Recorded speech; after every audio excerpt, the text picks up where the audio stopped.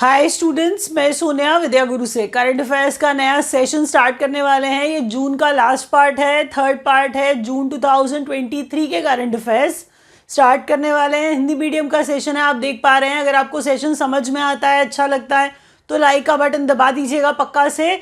Friends के साथ share करिए, वो कोई भी कंपेटिटिव एग्जाम दें, एसएससी का दें, बैंक का दें, DSSB का दें, CDS का दें, CUET का दें, कोई चिंता वाली बात नहीं है। करंट अफेयर्स का सेक्शन जिस भी एग्जाम में आता है, क्वेश्चंस यहीं से आएंगे, देख लीजिएगा। आप लाइक का बटन दबा के मुझे मोटिवेट कर सकते हैं। चैनल सब्सक्राइब करेंगे तो आपके पास नोटिफिकेशन पहुंच जाएगा। बेल आइकॉन ज़रूर प्रेस करिएगा। बेल आइकॉन प्रेस करने से ही आपके पास नोटिफिकेशन आता है कि नया वीडियो डला है और आप वो देख पाएंगे। अब मैं सेशन स्टार्ट करूं उससे पहले एक सिर्फ रिक्वेस्ट है, ध्यान से पूरा वीडियो देखिएगा क्योंकि आप एक भी क्वेश्चन स्किप नहीं कर सकते हैं। सारे क्वेश्चन इंपॉर्टेंट हैं और सभी देख लीजिएगा। एग्जाम में 3-4 क्वेश्चन किसी ना किसी एग्जाम में पूरे वीडियो में से कहीं ना कहीं आते रहेंगे, तो पूरा वीडियो देखना है। और अगर कहीं इंग्लिश का सेशन देखने आए थे, that English medium session is also there in the playlist, you can go and check that out. चलिए, पहला क्वेश्चन क्या है देखते हैं। हम टॉपिक वाइज करंट अफेयर्स पढ़ते हैं, ठीक है। टॉपिक वाइज करंट अफेयर्स में पहला जो हमारा टॉपिक है वो है India in focus. India in focus में देखते हैं कि इंडिया के बारे में कहाँ कहाँ क्या क्या बात हो रही है। पहला क्वेश्चन बड़ा ही अच्छा है। वर्ल्ड इकोनॉमिक फोरम का एनर्जी ट्रांजिशन इंडेक्स है ये। क्लीन एनर्जी की तरफ देश जो है स्विच करना चाहते हैं, क्लीन एनर्जी की तरफ शिफ्ट करना चाहते हैं। इंडिया इसमें बहुत अच्छा काम कर रहा है इनके हिसाब से, इसीलिए इंडिया को 67वें नंबर पे रखा गया है। अगर आप देखें 120 देशों में 67वें नंबर भी ठीक ठाक सा नंबर है। पहले नंबर पर स्वीडन है और नेक्स्ट पे डेनमार्क है। कोई इंडेक्स जब हम पढ़ते हैं, कोई रिपोर्ट जब हम पढ़ते हैं, तो वो कौन बनाता है, टॉप पे कौन है और इंडिया का रैंक क्या है, ये सारी बातें समझ के चल सकता है। क्योंकि इतना ही जानना आपके लिए किसी रिपोर्ट या फिर किसी वर्ल्ड इंडेक्स के अंदर काफ़ी होता है। दोबारा बोल दूं, वर्ल्ड इकोनॉमिक फोरम का इंडेक्स है एनर्जी ट्रांजिशन इंडेक्स, जिसमें इंडिया का रैंक 67 है। 120 देशों में से पहले नंबर पर स्वीडन है और दूसरे पे डेनमार्क है। नेक्स्ट में देखिए, India science mutual legal assistance treaty. तो म्यूचुअल लीगल असिस्टेंस ट्रीटी है जो क्रिमिनल मैटर्स पे है, जो इंडिया ने बेल्जियम के साथ साइन की है। For customs clearances, India science mutual recognition arrangement for authorised economic operators with UAE।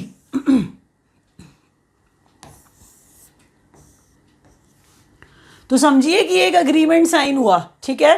किस तरह का अग्रीमेंट है, किस तरह का अरेंजमेंट है, तो ये है authorised economic operators. Authorised economic operators, ये AEOs जो लिखा है, ऑथराइज्ड इकोनॉमिक ऑपरेटर्स है। UAE के साथ एक म्यूचुअल रिकग्निशन अरेंजमेंट बनाया है हमने। अब इस चीज़ का जो अग्रीमेंट जो हमने किया है, जो ये अरेंजमेंट हमने बनाया है, अगर आपसे पूछा जाए तो ये किस बारे में है, तो ये कस्टम क्लियरेंसेस के बारे में है। याद रखिएगा देशों का नाम भी। Satellite expert of Indian origin becomes UN outer space affairs director Aarti Holla Maini. ध्यान से सुनिए, नाम आरती सुनते ही आप पता लगा चुके हैं कि ये इंडियन ओरिजिन वाली हैं। हाँ जी, बिल्कुल है। और ये सैटेलाइट एक्सपर्ट है, इन्हें कह रहे हैं। बहुत बहुत बहुत सालों का एक्सपीरियंस है, सैटेलाइट एक्सपर्ट है आरती होला मैनी। इतना एक्सपीरियंस है इन्हें। अब इन्हें UN ने आउटर स्पेस अफेयर्स का डायरेक्टर बना दिया है। यूनाइटेड नेशंस का आउटर स्पेस अफेयर्स का डायरेक्टर बना दिया है। बड़ी बात है, याद रखिएगा पक्का से। तो वर्ल्ड इकोनॉमिक फोरम का एनर्जी ट्रांजिशन इंडेक्स, इंडिया का रैंक 67, फर्स्ट नंबर पे स्वीडन। उसके बाद इंडिया ने बेल्जियम के साथ legal assistance treaty criminal matters पे साइन की। इंडिया और UAE के बीच में कस्टम क्लियरेंसेस पे अरेंजमेंट। और आरती होला मैनी बनी इंडिया की ओरिजिन वाली है, इंडियन ओरिजिन वाली, इसलिए और क्वेश्चन आने की पॉसिबिलिटी है। UN आउटर स्पेस अफेयर्स की डायरेक्टर। Next page. आपका टाइम बिल्कुल भी वेस्ट नहीं होगा वीडियो पूरा देखने पे, विश्वास करिए। जितने क्वेश्चन मैं सेलेक्ट करके ला सकती हूँ मैं लाई हूँ, आपके एग्जाम में आ जाएंगे। आपको एंड तक वीडियो देखना ही पड़ेगा, क्योंकि आप कुछ भी मिस करोगे, अगर वहाँ से क्वेश्चन आ गया तो फिर आपका देखना ना देखना एक बराबर हो जाएगा। तो अगर आपको ये वीडियो समझ में आ रहा है और आपको लग रहा है कि आपका टाइम वर्थ है, मतलब यूटिलाइज हो रहा है ठीक से, तो लाइक का बटन ज़रूर दबाइएगा। गवर्नमेंट स्कीम्स पे आ जाते हैं। आपको पता है एग्जाम में आती है गवर्नमेंट स्कीम्स, अच्छी नहीं लगती किसी को पढ़नी, लेकिन एग्जाम में क्वेश्चन यहाँ से ज़रूर आता है। तो पहला दक्षता पढ़ेंगे, दूसरा माहिर पढ़ेंगे, तीसरा एक्सपेंस पढ़ेंगे कि कितना खर्चा जो है, वो मोटी बात यहाँ पे लिखी है वो पढ़ेंगे। तो पहले क्वेश्चन पे देखिए, दक्षता की फुल फॉर्म है। अगर आपको दक्षता जैसी हिंदी नहीं आती है तो जो दक्ष होता है वो स्किलफुल होता है, जो दक्ष होता है वो स्किलफुल होता है, उसके हाथ में कोई दक्षता होती है, ये वो वाला दक्षता है, लेकिन दक्षता की फुल फॉर्म है। तभी देखिए इसे कैपिटल लेटर्स में लिखा गया है, development of attitude, knowledge, skill for holistic transformation in administration. अब ज़रा देखिए, ये दक्षता है, थोड़ा बड़ा सा नाम है, आपको बता दूं याद करने में समय लगेगा, लेकिन रिवीजन मैं जब कराऊंगी ट्राई करिए कि 2-3 बार रिपीट करके आपको याद हो जाए। वीडियो ख़त्म होने से पहले अगर याद हो गया तो समझ लीजिए मेरा पढ़ाना ही आप लोगों ने सफल कर दिया। प्लीज़ करिए, कमेंट करके बता दीजिएगा कि कितने क्वेश्चन याद हो गए, टिप्स पे आ गए।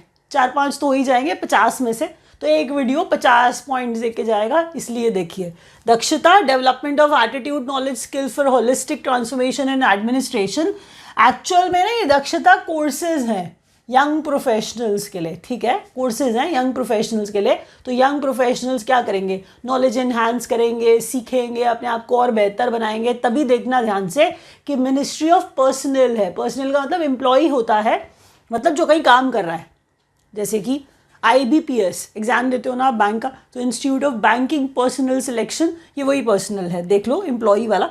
तो मिनिस्ट्री ऑफ पर्सनल है, पब्लिक ग्रीवेंसेस है, और साथ में पेंशंस है, मतलब ये नाम है ना मिनिस्ट्री का, तो ministry of personal, public grievances and pensions. तो ये मिनिस्ट्री की दक्षता स्कीम यंग प्रोफेशनल्स के लिए, और ये आई गॉट कर्मयोगी प्लेटफॉर्म पे। तो ये कर्मयोगी प्लेटफॉर्म गवर्नमेंट वाला, उसी के ऊपर ये सारा दक्षता।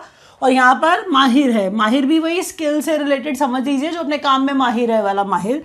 तो मिशन है, माहिर क्या है, mission on advanced and high impact, mission on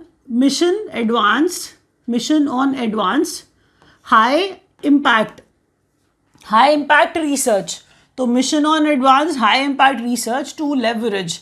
अब लेवरेज कर रहे हैं, किसी चीज़ को फोर्स दे रहे हैं, पावर में ला रहे हैं, किसी चीज़ पे पावर लगा रहे हैं, पुल कर रहे हैं, ईज आउट कर रहे हैं, सब मीनिंग दिमाग में रख के सोचिए। तो वो लीवर से लेवरेज, तो हम कह रहे हैं कि leverage emerging technologies in power sector by ministry of power है, इसीलिए पावर सेक्टर में कुछ काम कर रही है। पावर सेक्टर में जो इमर्जिंग टेक्नोलॉजीज है उस पर क्या कर रही है, उस पर थोड़ा सा और काम कर रही है, उस पर जोर लगा रही है, ये वो बात चल रही है। मिनिस्ट्री ऑफ पावर के साथ साथ ministry of new and renewable energy भी है साथ में। इसके लिए टर्म डिसाइड किया गया, माहिर के लिए टाइम है 23-24 से 27-28 तक, 23-24 से 27-28 तक का ये ड्यूरेशन, ये टर्म है माहिर का। माहिर के पीछे मिनिस्ट्री पूछी जाएगी, किस मिनिस्ट्री की स्कीम है ये बताना पड़ेगा आपको, power and new and renewable energy ministry, और टर्म बताना पड़ सकता है ड्यूरेशन की, जितने समय के लिए, 23-24 से 27-28 तक। फिर से सुन लीजिए, माहिर क्या है, advanced high impact research to leverage emerging technologies in power sector. तो अगर कुछ ना समझ आए तो माहिर पावर सेक्टर से रिलेटेड है, पावर सेक्टर में काम करेगा, और करेगा क्या, चीज़ें अच्छी बनाएगा, बेहतर बनाएगा, इतना आप शायद समझ जाएंगे। अब कोल और लिग्नाइट में एक्सप्लोरेशन, तो कोल और लिग्नाइट हम ढूंढ रहे हैं, सपोज हम इसकी खोज कर रहे हैं, तो इसके ऊपर हमें पैसा लगाना पड़ेगा, ये बता रहे हैं। Exploration of coal and lignite government की स्कीम है, जिसके ऊपर 2980 करोड़ स्पेंड किए जाएंगे इस समय से इस समय तक, 21-22 से 25-26 तक के टाइम के लिए। ये कहा गया था कि इसके ऊपर इतना खर्चा होगा, 2980 करोड़ स्पेंड किए जाएंगे, और कोल और लिग्नाइट के लिए काम किया जाएगा, इस स्कीम पे काम किया जाएगा, इस स्कीम को एक्सप्लोर किया जाएगा। तो ये थी गवर्नमेंट स्कीम्स। अब देखते हैं आगे। अब क्वेश्चन थोड़े से बेहतर होते जाएंगे, थोड़े से इंटरेस्टिंग हो जाएंगे, क्योंकि अपॉइंटमेंट्स पढ़ना आपको पसंद है, मुझे लगता है। अपॉइंटमेंट्स में डिफरेंट नाम आने वाले हैं। देखिए, तो न्यू डेप्यूटी सीएम बने महाराष्ट्र के, अगर आपको पता हो तो अजीत पवार, देखा होगा आपने, ये अभी थोड़े टाइम पहले की बात है। तो अजीत पवार क्या है, डेप्यूटी सीएम बने महाराष्ट्र के।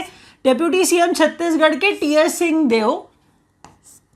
तुषार मेहता रीअपॉइंट हुए हैं सॉलिसिटर जनरल की तरह।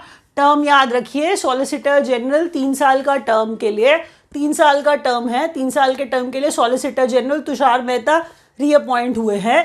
New chairman and MD of Coal India, तो अब आजकल कोल इंडिया के न्यू चेयरमैन एंड एमडी भी पूछ लिए जाते हैं, इसीलिए ऐसे क्वेश्चंस भी डाले हैं। पीएम प्रसाद नाम है इनका। New special director of CBI Ajay Bhatnagar.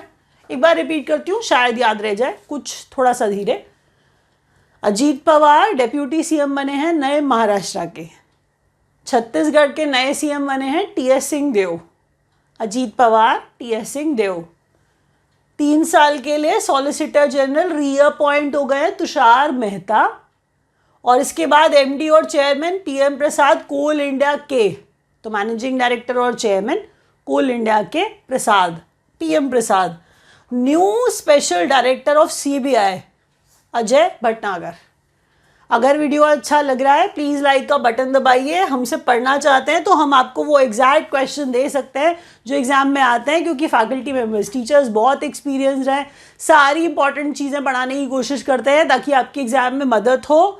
अगर आप ज्वाइन करना चाहें, हमसे हेल्प लेना चाहें, तो नंबर्स नीचे दिए गए हैं, आप डायल कर सकते हैं इनको और ज्वाइन कर सकते हैं। और अगर आप नंबर्स डायल नहीं करना चाहते, आप थोड़े कंजर्वेटिव, वो बात नहीं करना चाहते, तो बिना बात किए ज्वाइन करने के लिए online.vidyaguru.in पे चले जाइएगा। अपना जो भी आपको कोर्स पसंद है वहाँ से ले सकते हैं। नेक्स्ट क्वेश्चन देखिए, स्पोर्ट्स अपडेट्स है। ये टॉपिक है स्पोर्ट्स अपडेट्स, जिसमें हम बात शुरू करेंगे 37वें नंबर के नेशनल गेम से। तो जो गोवा होस्ट करेगा, तो गोवा नेशनल गेम्स के लिए हम कितना सुनते आते हैं ना, तो इसलिए याद हो ही जाता है। तो गोवा नेशनल गेम्स को होस्ट करेगा 37वें नंबर वाले। एक्चुअल में इसका मैस्केट इंपॉर्टेंट है, मैस्केट मोगा है। एग्जाम में पूछा जाएगा 37वें नेशनल गेम्स जो गोवा में हुए, इसका मैस्केट मोगा था। मोगा क्या है? तो आपको लगेगा इतनी बड़ी कहानी तो सुना दी, सब कुछ ही तो बता दिया, हमें इतना ही आता था। मोगा इंडियन बाइसन है। अगर आपको बफलो पता है, भैंस पता है, तो वो बफलो जो है वो उस कैटेगरी वाला, उसके जैसा कुछ लगता हुआ, उससे थोड़ा बहुत इनफैक्ट बड़ा, लेकिन उस कैटेगरी वाला बाइसन, तो इंडियन बाइसन है। एक्चुअल में इंडियन बाइसन है। मोगा क्या है? इंडियन बाइसन है, जो मैस्केट है 37वें नंबर के नेशनल गेम्स का। इंडिया ने हराया कुवैत को, अच्छी बात। फिर देखो, इंडिया ने हराया ईरान को भी। किस किस में हराया? तो इंडिया ने कुवैत को हराया, साउथ एशियन फुटबॉल फेडरेशन, जो कि कोई बोलता ही नहीं है, इसलिए बोला आपको ये बताने के लिए कि ये फुटबॉल चैंपियनशिप थी। सोशल मीडिया पे आपने देखा भी होगा कि साफ चैंपियनशिप इंडिया जीत गया, वो पेनल्टी स्कोर में इंडिया जो था कर गया। अच्छा, 9वां टाइटल इंडिया ने जीत लिया। इंडिया ने कुवैत को हराया बेंगलुरु में। तो football 9th title, India one it. Next में देखिए, कबड्डी चैंपियनशिप चल रही है अब। तो kabaddi championship, Asian kabaddi championship 2023, जिसमें इंडिया ईरान को हरा के जीत गया। तो फिर इंडिया जीता कहाँ? बुसान और साउथ कोरिया में। एक बार सुनिए, इंडिया ने ईरान को हराया है। यहाँ हराने वाले का नाम इसलिए लिखा है, कभी रनर अप का नाम पूछ लेंगे तो आप खिचड़ी पका दोगे। रनर अप का नाम एग्जाम में आता है, याद रखिएगा। एशियन कबड्डी चैंपियनशिप 2023 जो बुसान साउथ कोरिया में हुई, इसमें इंडिया ने किसको हराया? ये क्वेश्चन है, तो आंसर है ईरान को। नेक्स्ट क्वेश्चन देखिए, स्पेशल ओलंपिक्स वर्ल्ड गेम्स 2023 16वें नंबर वाले। अब ये ओलंपिक्स, विंटर ओलंपिक्स, पैरालंपिक्स तो मैंने बोला नहीं, मैंने बोला स्पेशल ओलंपिक्स 16वीं बार हो रहे थे और आपने नाम भी नहीं सुना अभी तक।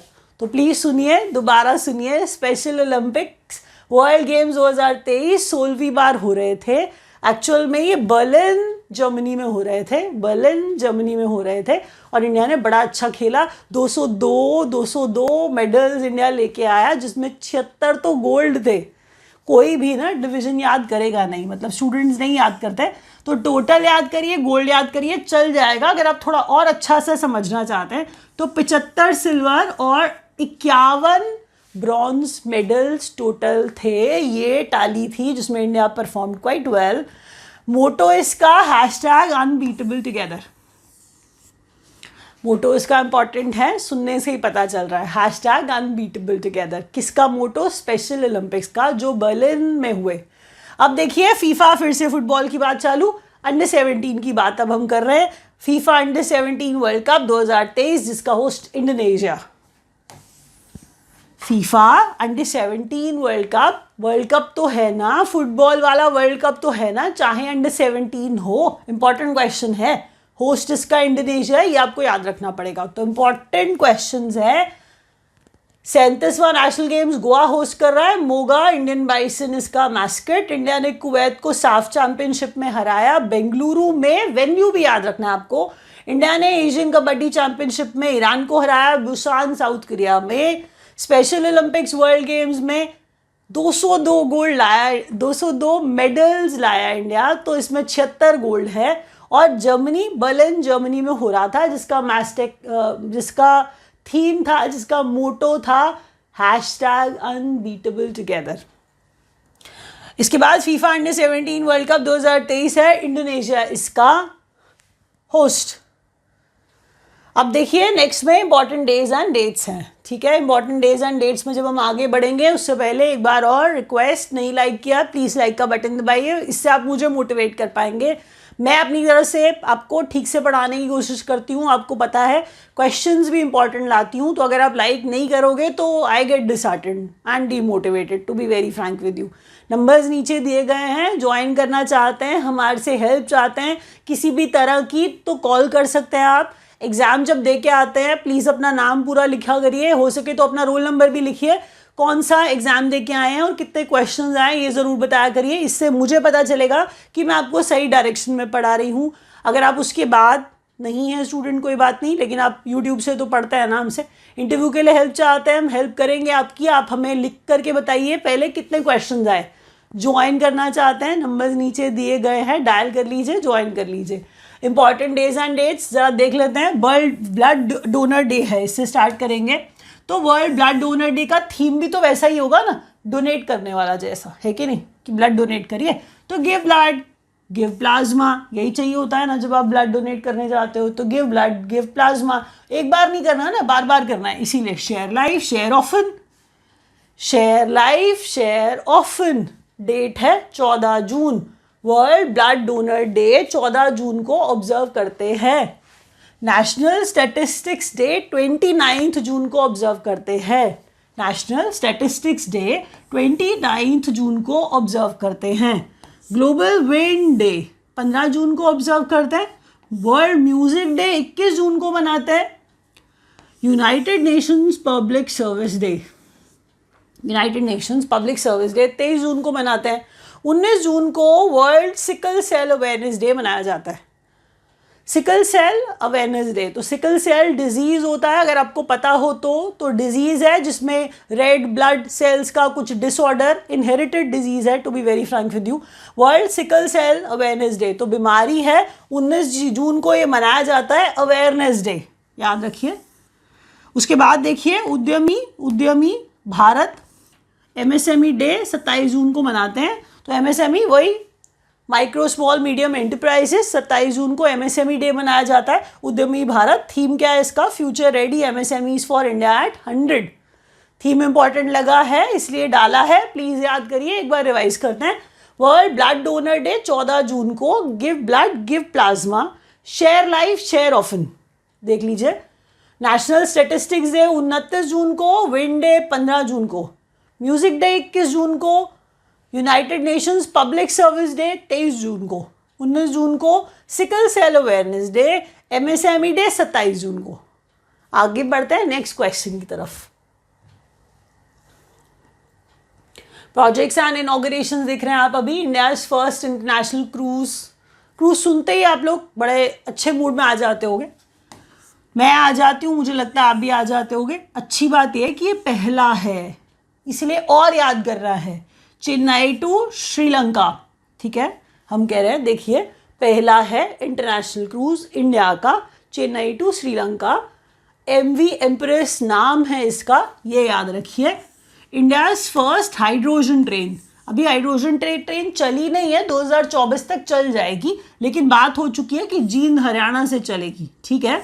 इंडिया की पहली hydrogen train start by 2024 Jind Haryana से। मेधा सर्वो नाम है किसी चीज़ का, ये चीज़ है बेसिकली इंडिया का largest private rail coach factory जो तेलंगाना में कोंडाकल विलेज में लगाई जाएगी। दोबारा सुनिए, Medha Servo India's largest private rail coach factory जो खोली जा रही है कोंडाकल विलेज में तेलंगाना में। National maritime heritage complex 2 open in Lothal Gujarat. Maritime मतलब सी वाला कॉम्प्लेक्स, मतलब नेवी वाला कॉम्प्लेक्स, मतलब नेवल कॉम्प्लेक्स। तो national naval heritage complex 2 open in Lothal Gujarat, तो लोथल जगह है गुजरात में, वहाँ पर मैरीटाइम हेरिटेज कॉम्प्लेक्स खोला जाएगा। फाउंडेशन स्टोन ऑफ बलिदान स्तंभ, तो बलिदान स्तंभ जो है, बलिदान दिया, शहीद हुए लोग, तो हमने कहा मार्टर्स मेमोरियल, तो martyrs memorial laid in Srinagar Jammu and Kashmir. एक बार और पढ़ते हैं जल्दी से। इंडिया का पहला इंटरनेशनल क्रूज कहाँ से कहाँ तक, चेन्नई से श्रीलंका तक, ठीक है। MV एम्प्रेस है ये। जींद हरियाणा से 2024 में पहली हाइड्रोजन ट्रेन चलाएगा इंडिया। मेधा सर्वो जो है तेलंगाना में कोंडाकल विलेज में इंडिया की largest private rail coach factory है। नेशनल मैरीटाइम हेरिटेज कॉम्प्लेक्स है जो लोथल गुजरात में खुल रहा है, और फाउंडेशन स्टोन बलिदान स्तंभ का श्रीनगर जम्मू कश्मीर में रखा गया। अब बढ़ते हैं आगे। जो स्टूडेंट्स बैंकिंग के एग्जाम की तैयारी नहीं कर रहे हैं वो आप ब्रेक ले सकते हैं, लेकिन बैंकिंग वालों के लिए पूरा वीडियो इंपॉर्टेंट है, ध्यान से सुनिए, अननेसेसरी डिटेल्स मत पढ़िए। बैंकिंग की हिस्ट्री नहीं आती है एग्जाम में, पढ़ के आप टाइम वेस्ट करेंगे। जितने क्वेश्चन मैं पढ़ाती हूँ आपको बहुत सारे एग्जाम में वैसे ही मिल जाएंगे, इतने क्वेश्चन में भी आपको जितने एग्जाम में आने वाले हैं वो क्वेश्चन मिल जाएंगे, आप देख लीजिएगा। ध्यान से पढ़िए, बैंक वालों के लिए सारा का सारा वीडियो इंपॉर्टेंट होता है, और जो बैंक की तैयारी नहीं कर रहे होते हैं वो सिर्फ उतना सा बैंकिंग अवेयरनेस वाला पार्ट जो है वो छोड़ सकते हैं। बैंकिंग अवेयरनेस वाले बच्चे ध्यान से सुनिए। अब पहला क्वेश्चन है, world's 4th largest bank market capitalisation के हिसाब से HDFC बैंक, बड़ी बात है ना, सुन के अच्छा लग रहा होगा आपको। दूसरा सुनिए, India second biggest firm after merger with HDFC limited, तो HDFC limited, NBFC, HDFC bank, HDFC limited merger, $64 billion की डील, $64 बिलियन की डील, तो इतनी बड़ी डील। हम कह रहे हैं इसके बाद, मर्जर के बाद, इंडिया का सेकेंड बिगेस्ट फर्म, वो रिलायंस इंडस्ट्रीज के बाद, HDFC limited second biggest firm after merger with HDFC limited. ध्यान से सुन लीजिए। RBI allows banks to issue RuPay prepaid forex cards. RBI ने बैंक को अलाउ कर दिया है कि वो इशू कर सकते हैं। क्या इशू कर सकते हैं? RuPay prepaid forex card, RuPay prepaid forex cards. Banks to raise $1.5 billion to hike promoter stake from 15% to 26%। IndusInd bank की बात हो रही है, हिंदुजा ग्रुप वाले, इंडसइंड बैंक की बात हो रही है, हिंदुजा ग्रुप वाले, वो इंडसइंड बैंक एक्चुअल में रेज कर रहा है $1.5 बिलियन। किस लिए? अपना स्टेक बढ़ाना चाहते हैं 15% से 26%। दूसरा, फाइनेंस एक्विजिशन जो है रिलायंस कैपिटल का, फाइनेंस एक्विजिशन जो है रिलायंस कैपिटल का, ये करना चाहते हैं, इसके लिए रेज कर रहे हैं इतना, ये याद रखिए। बैंक कौन सा है इसके पीछे? इंडसइंड, बता चुकी हूँ मैं आपको। Digital offerings under project wave, wave का फुल फॉर्म है world of advanced virtual experience, virtual experience, digital digital digital, everything is going digital, तो सबको डिजिटल डिजिटल जाना है। ये पब्लिक सेक्टर बैंक है, इंडियन बैंक इसका नाम है, डिजिटल ऑफरिंग दे रहा है जो प्रोजेक्ट वेव के तहत। तो पूछ लिया जाएगा प्रोजेक्ट वेव किसका प्रोजेक्ट है, तो वो इंडियन बैंक का है, और ये किससे रिलेटेड है? तो डिजिटल ऑफरिंग है, डिजिटल ऑफरिंग है, डिजिटल फील्ड में, डिजिटल स्पेस में अपने आप को और अच्छा करने के लिए एक और तैयारी इंडियन बैंक की तरफ से एक बार और जल्दी से। HDFC bank 4th largest market capitalisation के हिसाब से वर्ल्ड में। RBI ने अलाउ किया है बैंक्स को रुपए प्रीपेड फॉरेक्स कार्ड इशू करो। फॉरेक्स वर्ड इंपॉर्टेंट है यहाँ पे, फॉरेक्स कार्ड इशू करो। Bank to raise 1.5 billion to hike promoter stake from 15% to 26%। IndusInd bank है ये। Digital offering under project wave, ये इंडियन बैंक है। तो ये लास्ट पेज था, यहाँ पे हम रैप अप कर देंगे। आपको वीडियो अच्छा लगा होगा तो मैं उम्मीद कर रही हूँ आप लाइक का बटन दबा चुके होंगे। Thank you so much for watching.